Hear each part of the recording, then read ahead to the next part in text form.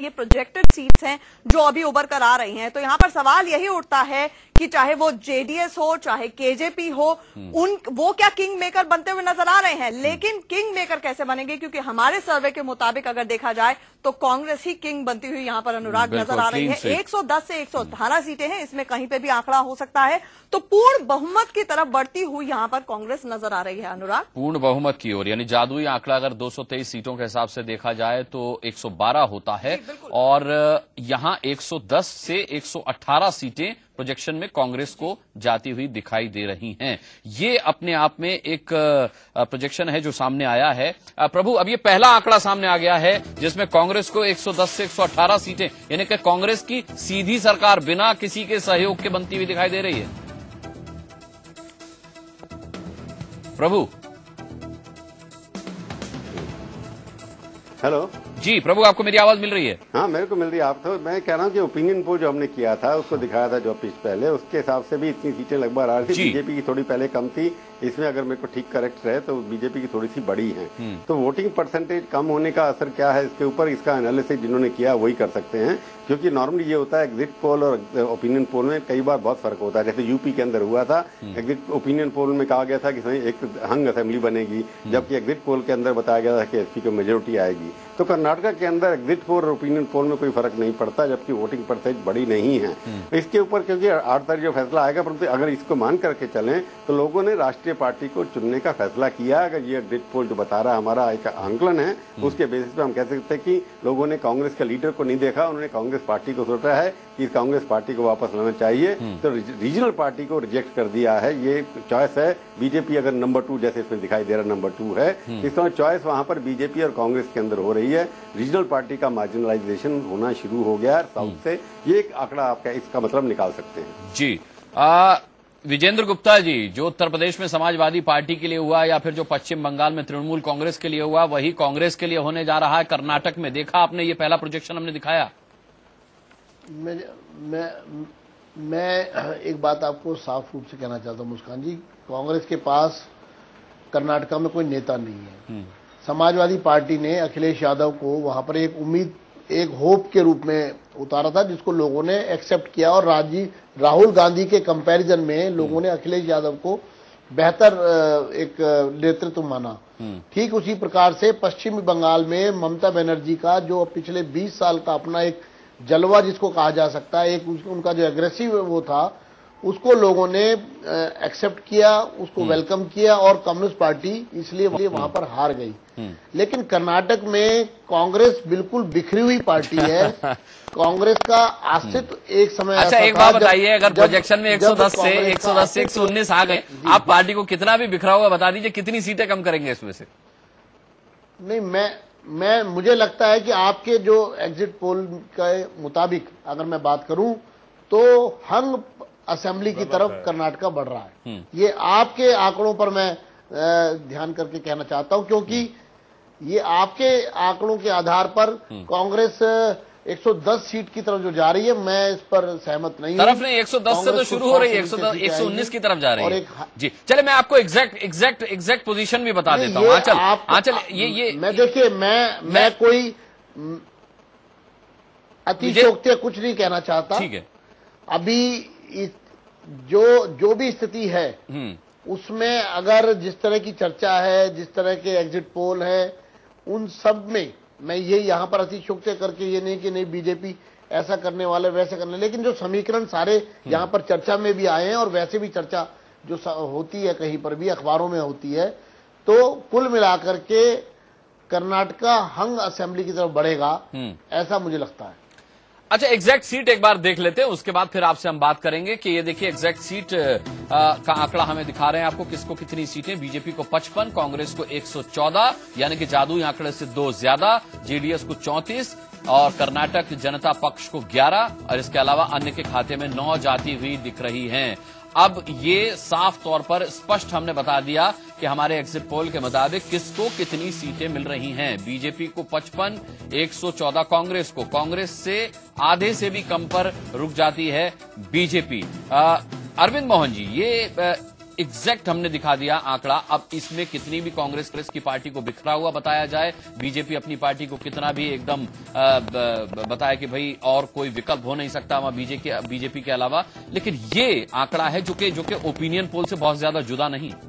निश्चित रूप से 4 में से 3 ओपिनियन पोल और हमारा अपना ओपिनियन पोल यही प्रोजेक्ट कर रहा था, और फाइनल अगर वहीं आ रहा तो मेरे हिसाब से चीजें काफी लाइन पे हैं, और शायद ओपिनियन पोल और एग्जिट पोल दोनों नब्ज पे हाथ रखे हुए हैं। इसमें से 2-3 चीजें जो मैं पहले भी कह रहा था कि मेरी दिलचस्पी जेडीएस और बीजेपी में कौन ऊपर नीचे होने का है, और अगर बंगलोर में कम वोटिंग हुई है तो वो जेडीएस के लिए ज्यादा नुकसानदेह है, क्योंकि जेडीएस बंगलोर और उसके इर्द गिर्द के इलाकों पे और रियल एस्टेट कंपनियों पे, मैं कहूंगा रियल एस्टेट की पॉलिटिक्स जो बहुत ही इंपॉर्टेंट है, एक माइनिंग की पॉलिटिक्स और एक रियल एस्टेट की पॉलिटिक्स, तो जेडीएस का रिश्ता रियल एस्टेट के पॉलिटिक्स के साथ बहुत गहरा है। तो वोकलिगा और जेडीएस दोनों का ये रियल एस्टेट की पॉलिटिक्स और बंगलोर के इर्द गिर्द कम वोटिंग होना, ये पॉसिबल है कि जेडीएस को नीचे ले आए और बीजेपी को ऊपर करे। बीजेपी को मुख्य नुकसान निश्चित 6 सीटों का फायदा जेडीएस को पहले, वही ज्यादा नुकसान निश्चित रूप से बीजेपी को येदियुरप्पा की वजह से हुआ है, लेकिन 2-3 चीजें और भी आपको याद रखनी होंगी। एक तो भ्रष्टाचार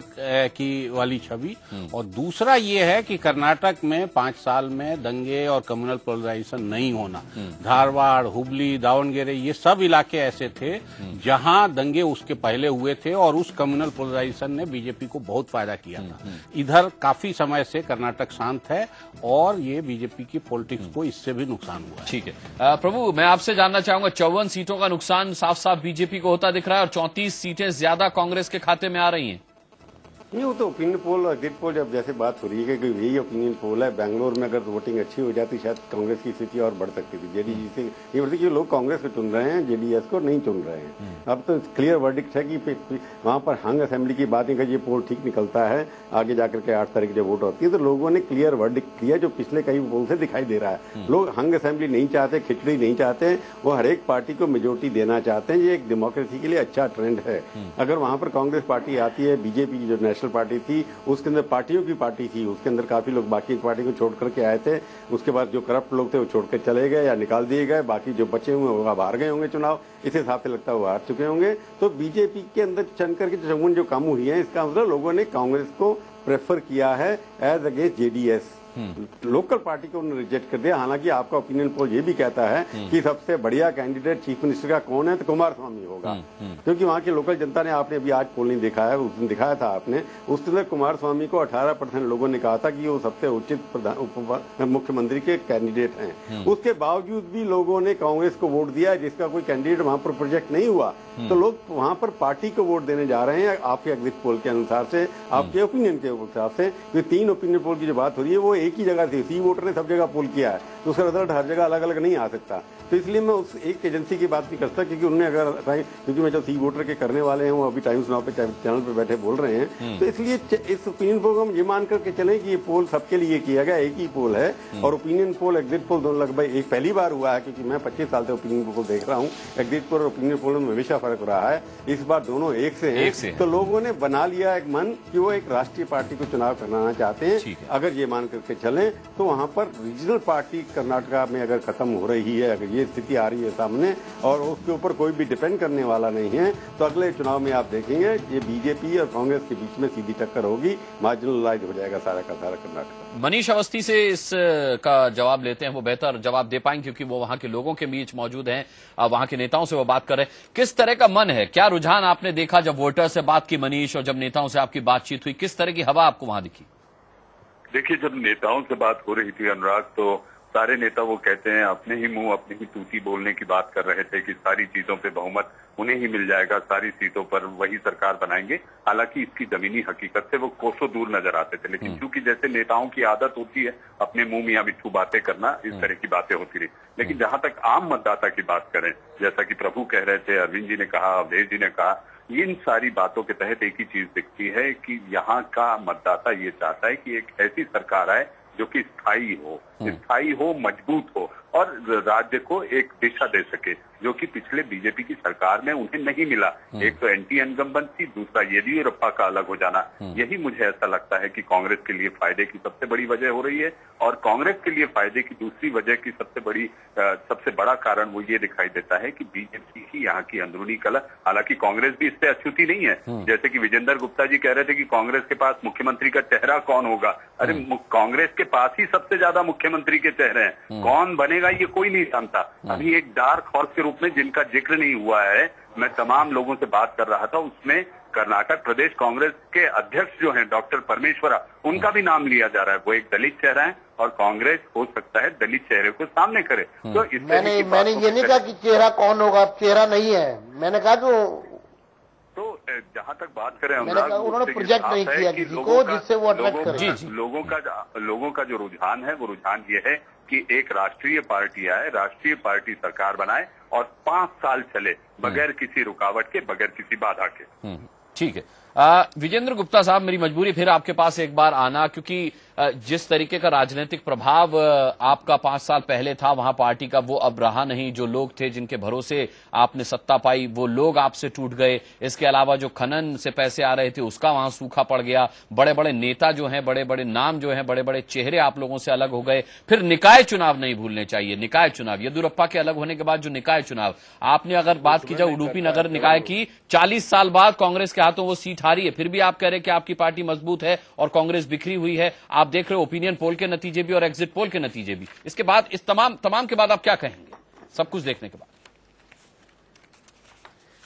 मुस्कान, मैं ये कहना चाहता हूं कि जो निकाय के चुनाव, उनसे विधानसभा के चुनावों को जोड़ करके तस्वीर का सही आकलन नहीं हो पाएगा, क्योंकि क्षेत्रीय मुद्दों पर चुनाव होते हैं। शेयर तो भी बहुत ही लोकलाइज सारी व्यवस्था है।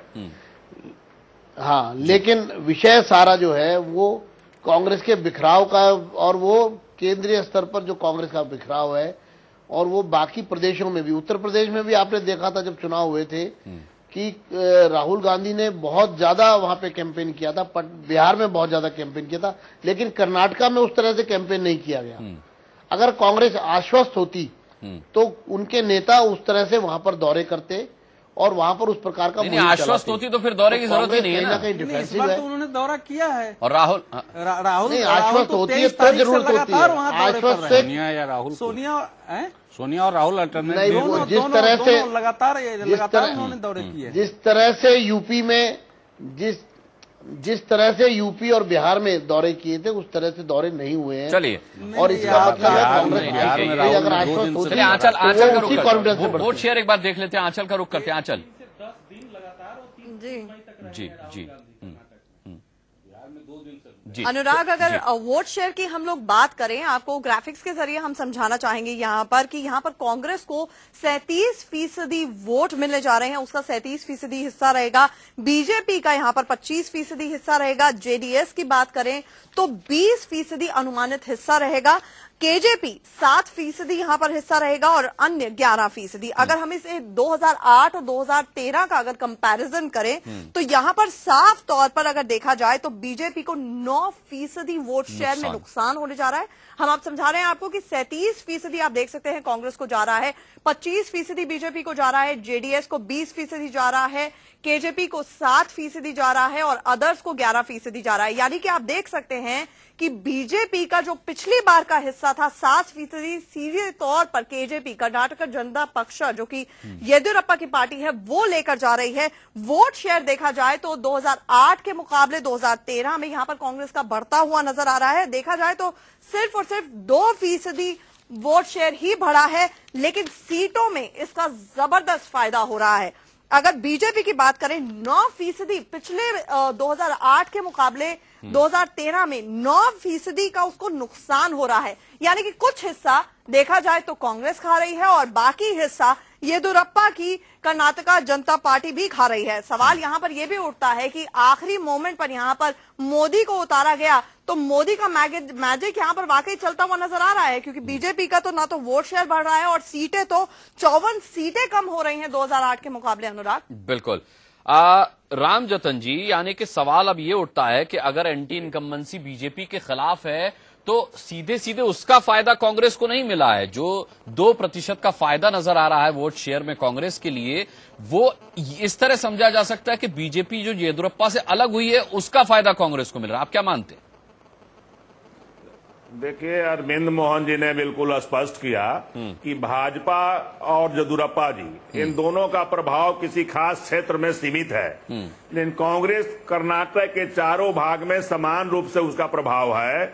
और जहां भाजपा और जेडीएस, येदियुरप्पा के पास, जेडीएस के पास एक नेता है, वहां गैलेक्सी ऑफ लीडरशिप है कर्नाटका में कांग्रेस के पास अलग अलग इलाकों में, चाहे वो मोइली हो। वोटर का जो एग्जिट पोल है अनुराग, अगर उसके ऊपर जो ग्राफिक्स के जरिए हम आपको समझाना चाहेंगे कि क्या सीट प्रोजेक्शंस हैं, कांग्रेस यहां पर क्लियर विनर के रूप में उभरती हुई नजर आ रही है। 110 से लेकर 118 सीटें हैं। बीजेपी की आप देख सकते हैं कि 51 से लेकर 59 सीटें हैं, जबकि जेडीएस की यहां पर 31 से लेकर 37 सीटें हैं। काफी ज्यादा सीटें यहां पर बढ़त हासिल की है जेडीएस ने। और अगर केजेपी की बात करें तो 9 से 13 सीटें हैं। और साथ ही साथ अदर्स की अगर बात करें तो 7 से लेकर 11 सीटें ये प्रोजेक्टेड सीट्स हैं जो अभी उभर कर आ रही हैं। तो यहां पर सवाल यही उठता है कि चाहे वो जेडीएस हो, चाहे केजेपी हो, वो क्या किंग मेकर बनते हुए नजर आ रहे हैं। लेकिन किंग मेकर कैसे बनेंगे, क्योंकि हमारे सर्वे के मुताबिक में समान रूप से उसका प्रभाव है। और जहां भाजपा और जेडीएस, येदियुरप्पा के पास, जेडीएस के पास एक नेता है, वहां गैलेक्सी ऑफ लीडरशिप है कर्नाटका में कांग्रेस के पास अलग अलग इलाकों में, चाहे वो मोइली हो, सिद्धिरमैया हो, चाहे वहां पर जो दूसरे हमारे अध्यक्ष परमेश्वर हैं। तो कई लीडर हमारे पास हैं और अलग अलग क्षेत्रों में है, अलग अलग लीडर तो गुजरात में भी थे आपके पास। इसका कांग्रेस को जबरदस्त फायदा होने वाला है। और इंडिया न्यूज का जो आंकड़ा है उसका अंतर इतना साफ है कि प्रभु चावला जी का मजबूत तर्क के बावजूद भाजपा ने स्वीकार किया है, विजेंद्र गुप्ता जी ने, कि हैंग असेंबली कह करके उन्होंने अपने हार को स्वीकार किया है। और कोई भी तर्क 2 दिन के अंदर कोई बहुत बड़ा क्रांति लाने वाला नहीं है। ये अभी वोट पड़ चुके हैं, इसलिए वोट पड़ चुके हैं को लोग वोट देने वाले आकलन जो और कांग्रेस स्पष्ट सरकार बनाने वहां जा रही है, इसमें कोई कंफ्यूजन नहीं है। ठीक है, आप बोल सकते हैं, क्योंकि इस वक्त एग्जिट पोल के नतीजे तो कम से कम यही कह रहे हैं। प्रभु चावला, मैं आपसे जानना चाहूंगा, -9% का नुकसान बीजेपी, बहुत बड़ा नुकसान है। कैसे ये खाई पटेगी, मुझे मुश्किल लग रहा है। जबकि हालांकि कम है, +2 में 2% का ही फायदा कांग्रेस को नजर आ रहा है, लेकिन अगर सीटों के हिसाब से देखें तो वो सीधे सीधे मैजिक फिगर पार कर रही है। नहीं, इसलिए है कि पिछली बार भी कांग्रेस के वोट बीजेपी से ज्यादा थे। अब जब ओपिनियन पोल आपने किया था उस पर शायद बीजेपी के 23% के लगभग वोट थे, 23 से 11% का नुकसान हो रहा था। इसका मतलब मोदी की जो बात अभी आंचल कर रही थी, मेरे समझ रही मोदी से कनेक्शन है कि नहीं मेरे को पता नहीं है, कि अगर मेरे करेक्ट याद है कि ओपिनियन पोल के अंदर आपके 23% कुछ 23 था, अभी 25 हो गया। इसका मतलब कोई इतना कुछ वोटों में परिवर्तन बीजेपी के फेवर में हुआ है। ये आंचल जो कह रही थी कि 6% जो 7% वोट मिले हैं येदियुरप्पा के, वो बीजेपी के सारे वोट बीजेपी के हैं, यानी किसी और के नहीं मिलेगी। इस बात में कई बार होता नहीं, क्योंकि नेता को बाकी लोग भी वोट दे देते हैं लगता है अपने इलाके के अंदर। अगर वो मिला भी ले तब भी बीजेपी हारने वाली थी वहां पर। अगर दोनों की पार्टी को मिलाने, कांग्रेस के वोट बहुत ज्यादा, 4% का डिफरेंस अगर पार्टी में हो, पिछली बार 2% का डिफरेंस था बीजेपी के साथ, परंतु जेडीएस काफी वोट ले गई थी, जिसकी वजह से कांग्रेस हार गई थी, नहीं मिला रही थी। परंतु अगर येदियुरप्पा छोड़ के भी नहीं आते तब भी लगता है कि वहां पर अगर ये आंकड़े ठीक है उस हिसाब से फिर भी 33% बनते हैं, 32% बनते हैं, 37% कांग्रेस के हैं। तो ये जो एग्जिट पोल के हिसाब से जो वोट हुआ, अगर यही जाकर के रिजल्ट में परिवर्तन होता है, कि मैं बार बार कह रहा हूं आपको कि मैंने पहली बार अपने 30 साल की हिस्ट्री में देखा जहां ओपिनियन पोल एग्जिट पोल की फिगर लगभग समान है, वोटों की थोड़ी परिवर्तन भी नहीं हुआ, न सीटों में परिवर्तन हुआ। तो मेरे को लगता है जब रिजल्ट आएंगे देखेंगे कि लोगों ने कितना सच किया, कितना झूठ बोला है। मैं अभी भी सरप्राइज से रूल आउट नहीं कर सकता। सरप्राइज किस तरह का होगा, हो सकता है कांग्रेस की 130 हो जाए 118 की बजाय, हो सकता है जेडीएस की 80 हो जाए, संभावना बनी हुई है। हाँ, तो मैं वही कह रहा हूँ, संभावना हर चीज की है, पर सवाल ये है कि वहाँ पर हंग असेंबली का 3 दिन तक तर्क और संभावना की गुंजाइश है। इसके आधार पर सच्चाई को झूठ लाया नहीं जा सकता। नहीं, मैं ये भी कह सकता हूँ जेडीएस नंबर 2 पार्टी बन जाए, इसको भी इस तरह तर्क से समझाया जा सकता है। आधार पर प्रभु चावला जी, आप वास्तविकता को, तथ्य को नहीं बदल सकते। आपकी बात अपनी ठीक है, आप उसके लिए वेलकम। मेरे को अपनी बात कहने का हक है, जैसे आपको है, मैं आपके बात का स्वागत करता हूँ, पर मेरे को डिफर होने का अधिकार है। मैं कह रहा हूँ कि ये अनुभव के बेस पे कह रहा हूँ कि ओपिनियन पोल, एग्जिट पोल कभी एक नहीं होते, लेकिन यहाँ एक हो रहे बार हुए हैं। तो इसका मतलब कहीं ना कहीं सरप्राइज होने वाला है, या लोगों ने इतना पक्का मन बना लिया है तो 130 देनी चाहिए कांग्रेस को, 118 पे क्यों रुक गए? राहुल ने इतना, वहां पर क्राउड थी उनके पास, मैंने मीटिंग 2 उनके अटेंड की है, मेरे को पता उनको क्राउड बहुत मिला। उसी जगह प्रधानमंत्री जब वहां बैंगलोर में 3 दिन पहले गए थे, उनको आधा घंटा पौना घंटा एयरपोर्ट पर रोका गया कि ये लोग नहीं थे ग्राउंड के अंदर। उनको कहा गया एसपी जी ने, मैं सुन रहा था कि आप अभी लेट आइए। तो ये तो एक अलग अलग परिवार के, राहुल जी को क्राउड मिला, मोदी को क्राउड मिला, बाकी नेताओं को बीजेपी की क्राउड नहीं मिला, कांग्रेस के नेताओं को क्राउड मिला, कुमारस्वामी को बहुत क्राउड मिला। तो मैं जब विजिट करने के बाद कह सकता हूं आपको कि वहां की जनता के कुछ भी जादू में निकल सकता है, क्योंकि मैं भी अभी इसके ऊपर पूरा बैठ, क्योंकि ओपिनियन पोल है, इसको बांध करके चल रहा हूं, ये सच निकलेगा, परंतु ओपिनियन पोल, एग्जिट पोल हमेशा से अलग रहे हैं। तो इसमें कहीं ना कहीं सरप्राइज एलिमेंट की संभावना अभी भी है। किस पार्ट पर तरफ ऊंट बदलेगा मैं नहीं कह सकता, परंतु इससे विपरीत नतीजे भी आ सकते हैं। कांग्रेस की सीटें बढ़ भी सकती हैं, कम भी हो सकती हैं, जेडीएस की बढ़ सकती हैं। बीजेपी के ऊपर मैं कुछ कहने के लिए तैयार नहीं, क्योंकि बीजेपी की स्थिति वहां पर बहुत खराब है। जी अरविंद मोहन, आप कुछ कहना चाह रहे हैं? देखिए, ये आमतौर पे 10% का मार्जिन अगर हो पहले और दूसरे के बीच में, तो लगभग स्वीप हो जाता है।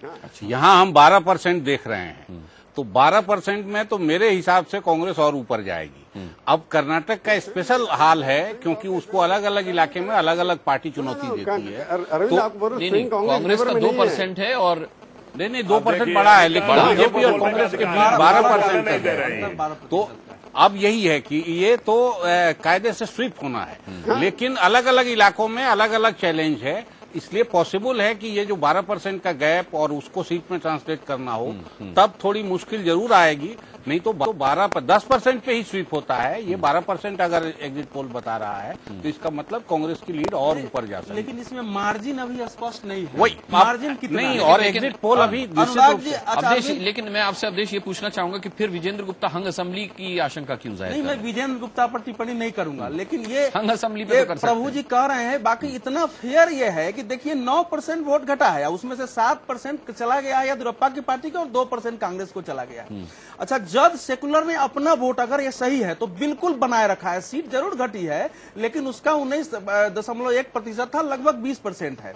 इसलिए प्रभु जी की बात को मैं काट नहीं रहा हूं, लेकिन तृतीय शक्ति वहां बिल्कुल क्षेत्रीय खत्म हो जाएगी, ये इस परिणाम से दिखाई नहीं। देखिए, इसके 2 पहलू हैं। पहला तो है कि इसका कारण, और दूसरा है कि इस परिणाम का अर्थ क्या है।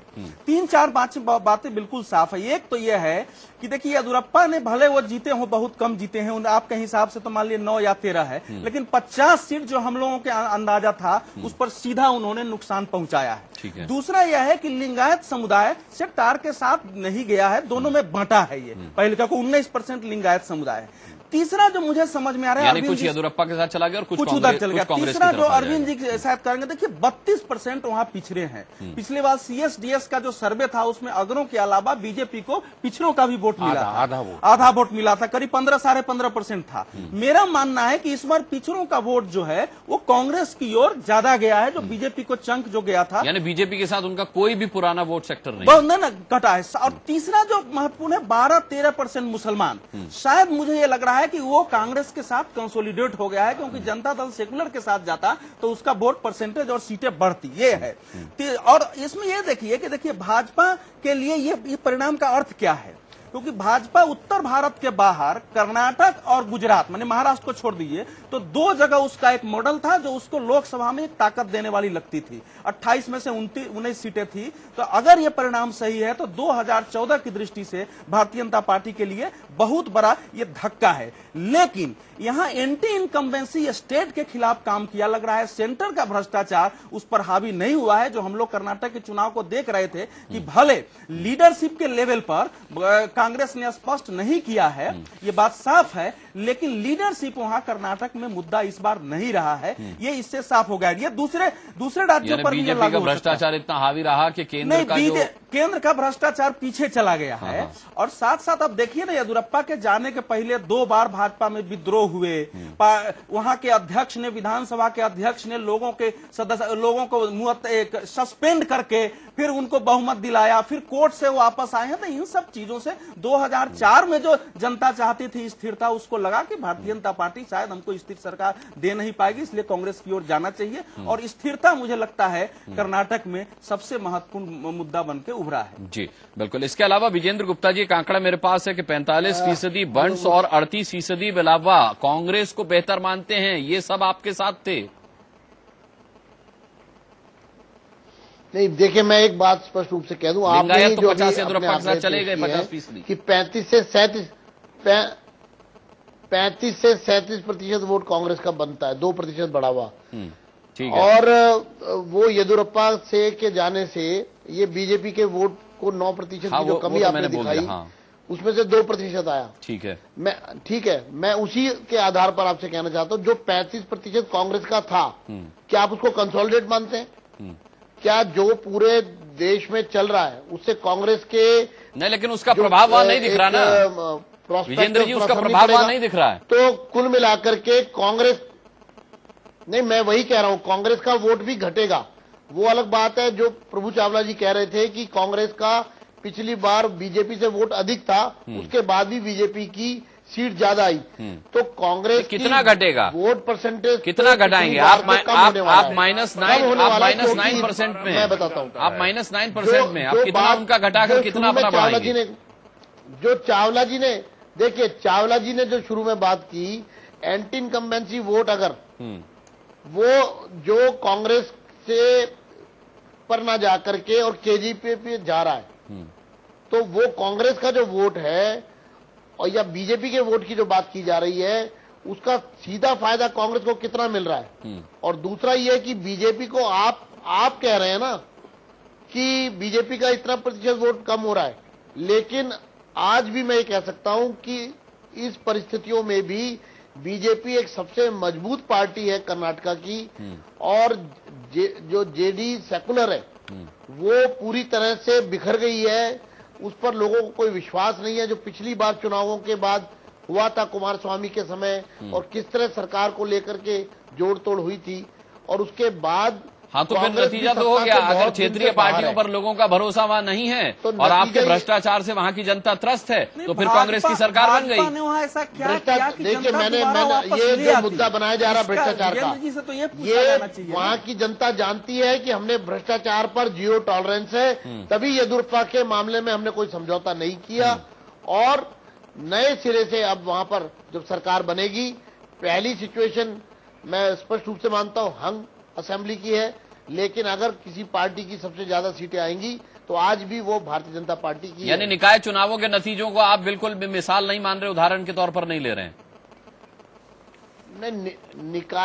निकाय के जो चुनाव हैं वो उसकी सही पिक्चर अभी यहाँ पर पेश नहीं की गई है, और मैं कुल मिलाकर के दोनों को एक कॉम्बिनेशन नहीं मान सकता। नहीं, वैसे अनुराग जी निकाय चुनाव में देखिए उत्तर प्रदेश में बीजेपी मेन चुनाव हारती है और निकाय में जो है शहरी निकाय में आगे हो जाती है। अब पीछे भी देखेंगे ना, इसके पहले तब देखेंगे कि वहां बीजेपी निकाय चुनाव में पीछे ही थी, लेकिन विधानसभा चुनाव जीत गई। ये बात तो ठीक है कि जो अर्बन लोकल बॉडीज के चुनाव होते हैं, कर्नाटक में करीब 30% वोटर जो है टोटल में आते हैं, तो उनका असर तो होता है, लेकिन वो विधानसभा लोकसभा चुनाव को बहुत ज्यादा प्रभावित हमेशा नहीं किए। अब ट्रेंड देखेंगे, हमेशा Bharatiya Janata party urban local bodies में चुनाव हारी है, पीछे रही है, लेकिन वो विधानसभा चुनाव में आगे रही। चलिए, अब यहाँ पर सभी का धन्यवाद करना होगा। मैं बता देता हूं कि हम जो इंडिया न्यूज और सी वोटर्स की तरफ से आपको एग्जिट पोल दिखाया, सबसे बड़ी बात जो ओपिनियन पोल दिखाया था उसके नतीजे और जो एग्जिट पोल दिखाया था उसके नतीजे, जैसा कि प्रभु ने कहा अक्सर अलग अलग आते हैं, लेकिन अगर यहां सेम आ रहे हैं, बिल्कुल एकदम ओपिनियन पोल के जो नतीजे थे वही एग्जिट पोल के नतीजे आ रहे हैं, तो इसका मतलब यह कि 8 तारीख को कोई सरप्राइज एलिमेंट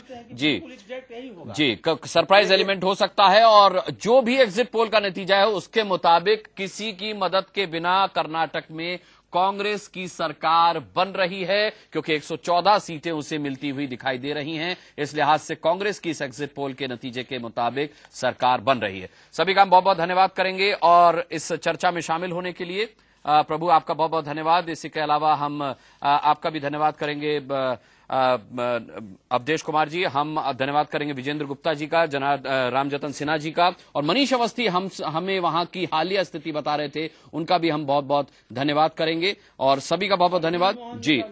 अरविंद मोहन जी का भी बहुत बहुत धन्यवाद। और हम इसी के साथ यहाँ पर एक छोटे से विशेष धन्यवाद आंचल आनंद का, बड़े डेटा सेंटर से उन्होंने बड़े अच्छे तरीके से हमें समझाया कि किसको कितना प्रतिशत, किसको कितनी सीटें मिल